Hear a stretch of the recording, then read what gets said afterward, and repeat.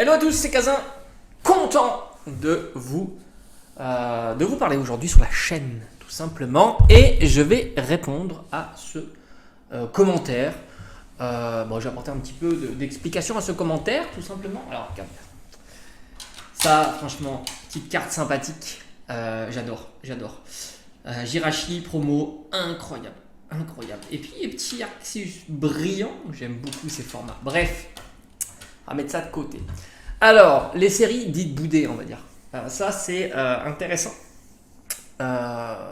Donc, dans les séries dites boudées, on a eu, si on regarde un petit peu sur l'écarlate et violet, on va dire qu'on a eu un moment assez qui a changé à partir de Mascarade crépusculaire, j'ai envie de dire. Bien que Mascarade crépusculaire, malgré tout, il y a des trucs bien. J'en ai fait une vidéo entière sur ma Mascarade crépusculaire parce que tu retrouves quand même des cartes intéressantes. Et c'est vrai que depuis Mascarade crépusculaire et principalement depuis Fable nébuleuse, mais ça a duré. En fait, la période était toute petite de baisse de popularité, on va dire. Ce qui a, comme tu as vu ce qui s'est passé, c'est-à-dire que tu as eu 6.5, donc Fable nébuleuse, Couronne stellaire qui n'a pas spécialement fonctionné. Donc c'était assez intéressant parce que tu t'aperçois que dans une phase comme ça, où tu as une accumulation de séries qui ne sont pas exceptionnelles, tu t'aperçois que tu as beaucoup d'opportunités d'avoir ces séries-là pour des petits prix. Et très rapidement, les boutiques se sont adaptées et ont proposé des promotions sur tout un tas de séries d'ailleurs. Rappelle-toi le plumier, les duo pack gomme, les ETB à 40-45 euros sur le net, et ainsi de suite. Donc c'est vrai que tu as eu ce contexte-là. Alors Fable nébuleuse, ça a été encore pire, puisque quasiment l'intégralité, on a même eu, je crois, à 7 euros des mini tin box, il me semble 7-8 euros. Donc 7-8 euros, hors période de solde, attention, genre en promotion. Chez Syntoys, par exemple, ils ont énormément fait de belles offres sur 6.5, avec le coffret Scalperer, je crois, au plus bas en promo, je ne parle pas en solde.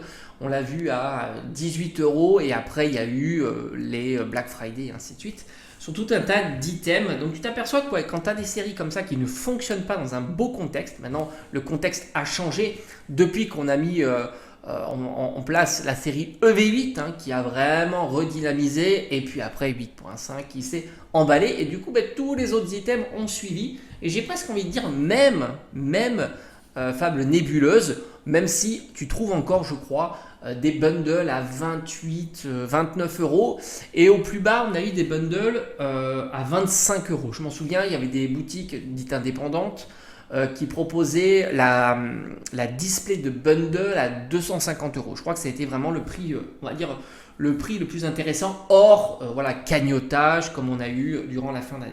Et c'est vrai que ces séries-là, par conséquent, elles sont réputées boudées, évidemment, donc certainement moins stockées aussi. Mais si tu fais une comparaison, alors le contexte est un petit peu différent, évidemment, et on a eu beaucoup de contextes différents. C'est ça qui est assez intéressant. Ça nous permet de comprendre davantage, en fait, comment fonctionne un petit peu Pokémon maintenant en 2025, typiquement. Parce qu'on pourrait estimer de dire oui, mais des séries elles sont moins stockées, donc peut-être qu'après il y aura plus de demandes et ainsi de suite. Et dis-toi que des séries boudées, on en a eu plein par le passé. Une qui a souvent été malmenée, c'est XY Offensive Vapeur. Vraiment, XY Offensive Vapeur, j'ai envie de te dire, c'était une des pires séries de XY. Moi, je trouve à tort, parce qu'elle a de très belles cartes, les Stylix, les Volcanion, les 2 Gold alternatives. Franchement, c'est une belle série quand même. En plus, ça drop plutôt pas mal. J'ai ouvert pas mal de boosters sur cette série-là. J'ai fait tomber les secrètes, j'ai fait tomber de la full art. Enfin, franchement, j'ai été gâté.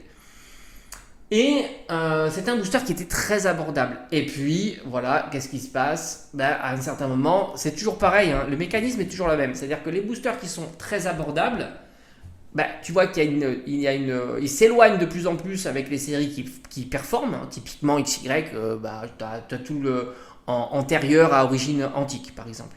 Ça a énormément fonctionné, tu vois, étincelle et ainsi de suite, jusqu'à origine antique, typiquement. Et toutes celles qui sont en retard, à un certain moment, elles comblent leur retard. Parce que c'est beaucoup plus difficile de continuer à progresser quand tu es dépassé, par exemple, les 100 euros. c'est beaucoup plus compliqué parce que tu réduis les personnes qui sont susceptibles de vouloir acheter ce genre d'item. Et par conséquent, tu te rabats, si tu veux collectionner les boosters scellés dans ta collection, tu te rabats sur des boosters plus bon marché, moins demandés, et par conséquent, tu fais augmenter la valeur de ces boosters. Donc c'est ce qui s'est passé, et c'est ce qui s'est passé aussi sur les Guélunes, c'est ce qui s'est passé aussi sur épée et bouclier, et ainsi de suite. Et c'est ce qui se passe en ce moment sur écarlate et violet, sur évidemment les items tendance ou ceux qu'on trouve plus difficilement en boutique. Rappelle-toi, Flamme Obsidienne, il s'est passé des petites choses. Même si Flamme Obsidienne, je pense qu'on peut encore en trouver au prix standard. Et puis même d'autres séries. Et tu vois, ce mécanisme qui est toujours comme ça, c'est-à-dire que les séries boudées, oui c'est vrai, mais tôt ou tard, elles vont progresser, elles vont être entraînées par le mouvement continuel et perpétuel. On a l'impression que c'est perpétuel, mais attention, ça peut changer un jour. Parce qu'il n'y a pas de... En fait, il n'y a pas de raison que ça vaille ces prix-là. Voilà, tu vois. C'est même pas une question de carte qu'il y a à l'intérieur, parce qu'on l'a souvent dit ici sur la chaîne, quand on fait des espérances mathématiques, par exemple, sur des ouvertures de boosters, par exemple, tu estimes que par rapport aux cartes qui sont proposées dans ces séries-là, quel est le prix de ton booster, on va dire, avec les stats de la probabilité de faire tomber la carte. Et tu t'aperçois qu'on est très proche, on est très calqué, on va dire, plutôt supporté, pour des séries anciennes, parce qu'il y a peu de cartes en exceptionnel état, en mint, etc. Donc tu as une grosse plus-value d'avoir ces cartes-là, même les cartes communes, peu communes, ainsi de suite.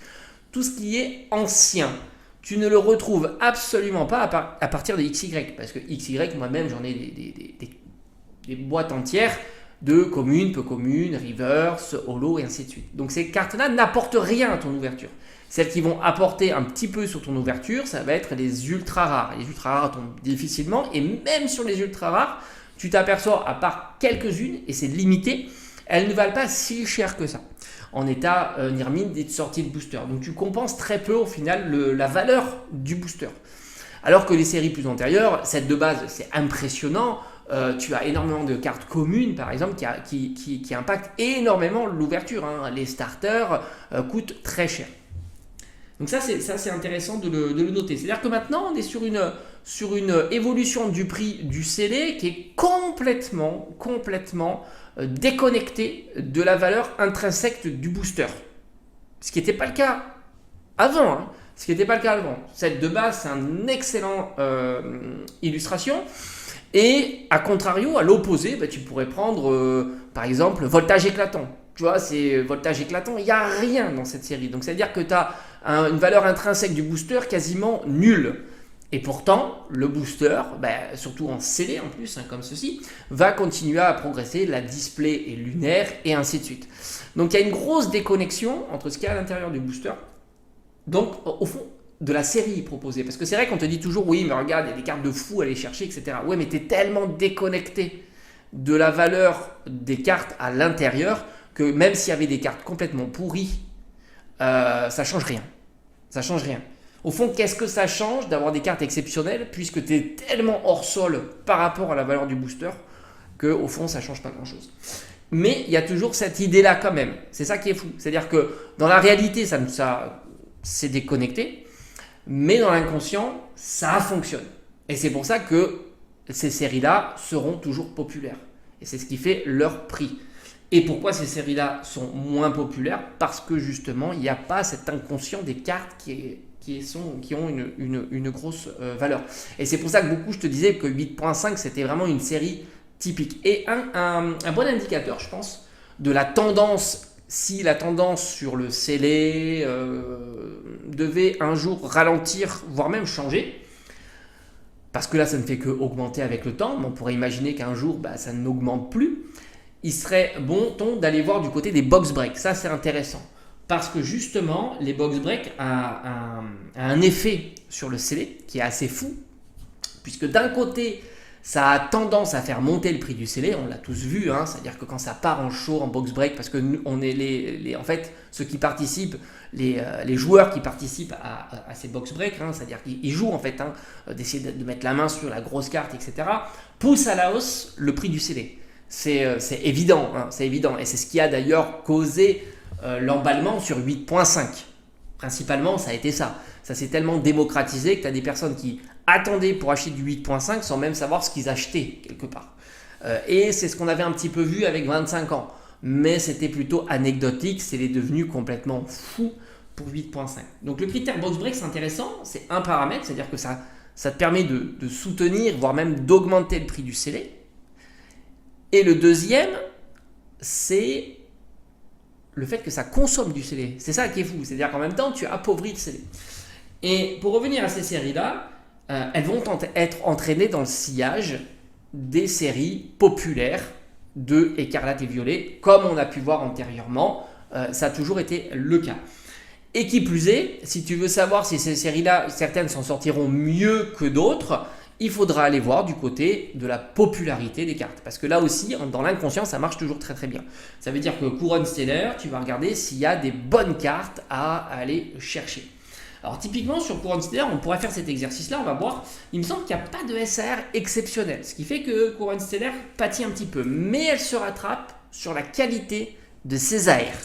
Je vais te les montrer ici. Alors déjà, on a des petites ex sympas. C'est plutôt pas mal, mais ça captive pas. Il faut être assez honnête pour le reconnaître. Ces cartes-là ont énormément elles sont énormément sous-cotées au final. C'est-à-dire que les gens les considèrent quasiment pas comme des ultra rares. Et c'est pour ça que tu vois souvent des cartes comme ça à 2 euros, tu vois, ce qui est assez fou. Même sur des Pokémon ultra populaires. Ultra populaires. Donc tu vas aller chercher, regarde, tu vois Jirachi, incroyable. Tu vas aller regarder, tu vas dire est-ce qu'il y a des cartes qui qui pourront susciter de l'intérêt sur des box breaks. Et en fait, tu vas te concentrer sur cette série-là, sur évidemment les AR. Et les AR, c'est plutôt carton plein. Puisque tu retrouves Bulbizarre et Carapuce. Les compléments à la AR promo de Flamme Obsidienne. Donc ça, évidemment, ça va impacter la notoriété de la série et son potentiel box breakable. Ça, c'est clair. C'est pour ça que je t'avais dit, pour moi, 8.5, ça coche toutes les cases. Donc ça, c'est intéressant. Évidemment, tu as aussi d'autres cartes sympas en AR, puisque tu as le Zeraora, qui est plutôt assez bien apprécié, surtout depuis la carte Reine de Glace, très très populaire, qui est vraiment magnifique. Du point de vue des full art, il n'y a pas grand chose. On apprécie quand même le Pyrobut qui est des 3 starters le plus populaire, Pyrobut, et le Classe qui est plutôt sympa, mais malheureusement on est sur de la terracristallisation.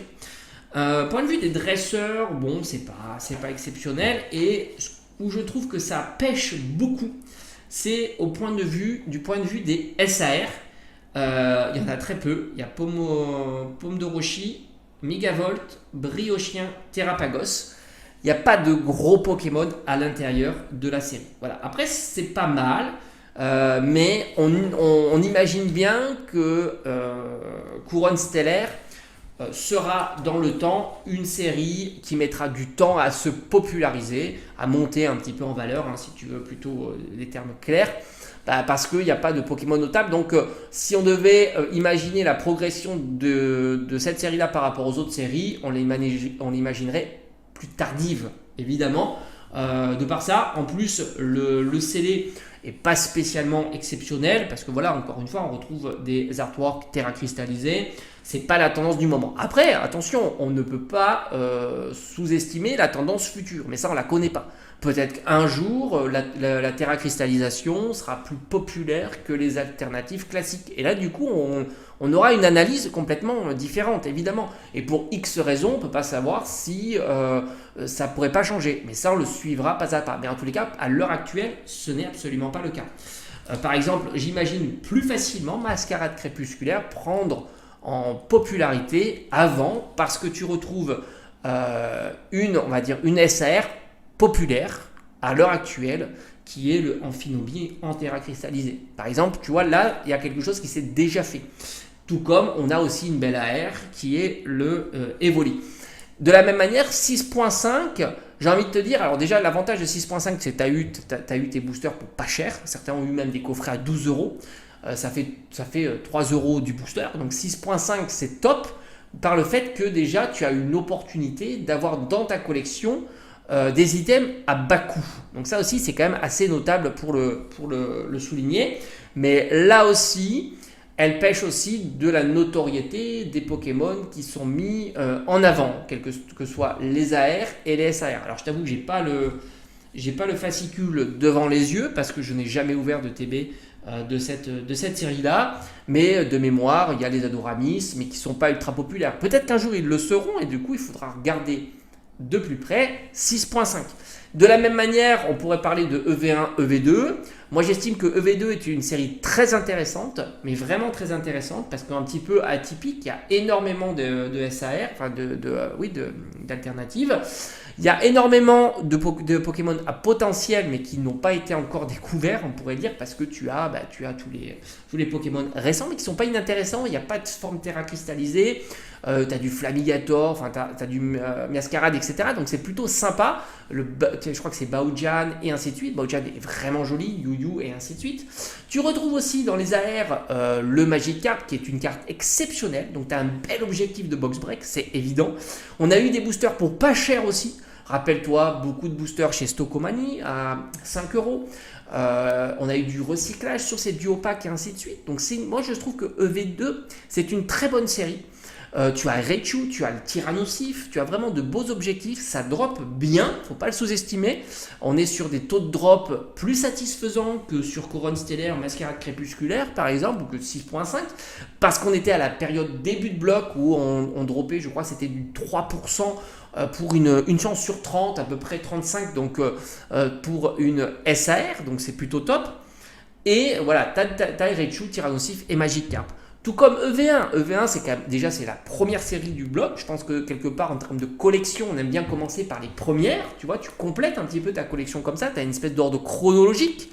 EV1, là aussi, tu as eu des belles opportunités. Rappelle-toi, chez Lidl, des boosters à 3 euros, ce qui était assez exceptionnel. On était dans une période assez creuse, là aussi. C'est une belle série. Miraidon, Corédon mis à l'honneur. Bon, c'est les Pokémon emblématiques d'Écarlate et Violet. Les alternatives sont belles, on a du Gardevoir en alternatif, là aussi c'est un Pokémon qui est plutôt populaire. Les AR sont réussis, je crois de mémoire il n'y a pas une grosse AR dans la série, mais tu as pas mal de petites AR sympathiques dans la série. Je crois qu'il y a du Ramolos, je ne suis plus sûr, mais il y a Soporifique, il y a Riolu qui est plutôt sympa, enfin tu as des bonnes AR dans cette série-là. Et je pense qu'il y a aussi, elle sera plus tard aussi, je pense, plutôt populaire. Voilà. Mais tant qu'on est dans une continuité, on va dire, on a eu pas mal d'étapes. On a eu l'avant-hype, où le scellé, ça fonctionnait pas spécialement. Il y avait quelques scellés qui augmentaient, mais c'était à la marge, je te l'ai souvent expliqué. On a eu la hype qui a entraîné tout.